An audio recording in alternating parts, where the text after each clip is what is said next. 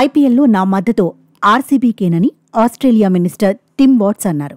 భారత ఆటగాళ్లను కలవడం ఎంతో థ్రిల్లింగ్గా ఉందని తెలిపారు. అయితే ప్రైమ్ మినిస్టర్స్ 11తో భారత జట్టు వార్మప్ మ్యాచ్ ఆడేందుకు సిద్ధమైంది. అందులో భాగంగానే ఆస్ట్రేలియా ప్రధాని యాంథోనీ ఆల్బనీస్తో టీమిండియా క్రికెటర్లు సమావేశమయ్యారు.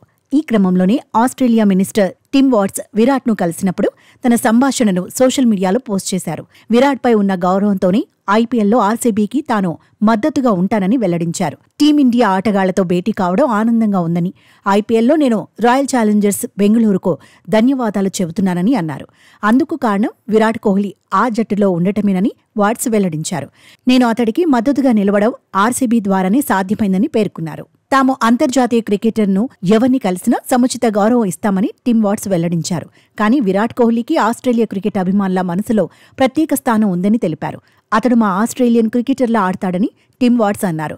మరోవైపు అడిలైడ్ టెస్టుకు ముందు డే అండ్ నైట్లో పింక్ బాల్తో వార్మప్ మ్యాచ్ ఆడదామని భావించిన భారత్కు నిరాశ మిగిలేలా కనిపిస్తోంది. షెడ్యూల్ ప్రకారం ఉదయం 9:10 భారత్ ఆసీస్ ప్రైమ్ మినిస్టర్స్ 11 జట్ల మధ్య మ్యాచ్ ఆరంభం కావాల్సి ఉంది. కానీ వర్షం పడుతుండటంతో కనీసం టాస్ కూడా వేయలేని పరిస్థితి ఎదురైంది.